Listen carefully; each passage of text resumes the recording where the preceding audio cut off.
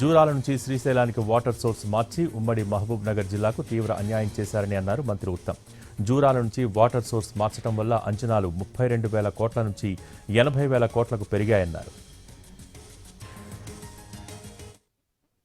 జూరాల నుంచి ఏ విధంగానైతే తుమ్మడి ఎట్టు నుంచి మేడిగడ్డకి షిఫ్ట్ చేసి వాటర్ సోర్స్ ఉత్తర తెలంగాణకి మరి అన్యాయం చేసిండ్రో అదేవిధంగా మరి ఉమ్మడి మహబూబ్నగర్ జిల్లాకు కూడా జూరాల నుంచి శ్రీశైలంకి షిఫ్ట్ చేసి తీవ్రమైన అన్యాయం చేసిండ్రు. ఒక్కసారి ఆలోచన చేయండి, 32,000 కోట్లకి అయిపోయే జూరాల నుంచి సోర్సు శ్రీశైలంకి షిఫ్ట్ చేసి ఇప్పుడు 80,000 కోట్లు దాటుతుంది అదే ప్రాజెక్ట్ కోసం.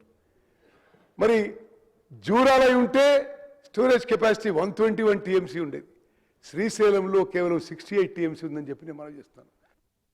జూరాల నుంచి ఏ విధంగానైతే తుమ్మడి ఎట్టు నుంచి మేడిగడ్డకి షిఫ్ట్ చేసి వాటర్ సోర్సు ఉత్తర తెలంగాణకి మరి అన్యాయం చేసిండ్రో అదేవిధంగా మరి ఉమ్మడి మహబూబ్నగర్ జిల్లాకు కూడా జూరాల నుంచి శ్రీశైలంకి షిఫ్ట్ చేసి తీవ్రమైన అన్యాయం చేసిండ్రు.